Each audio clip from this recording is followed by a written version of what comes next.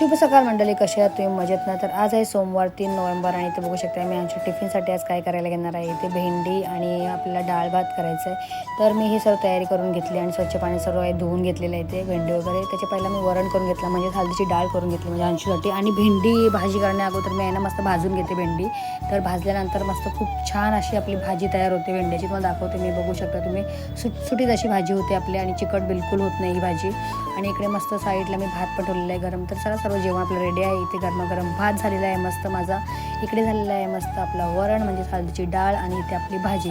तर चला सर्वात पहिला आपण नेहमीप्रमाणे टिफिन पॅक करून घेऊया.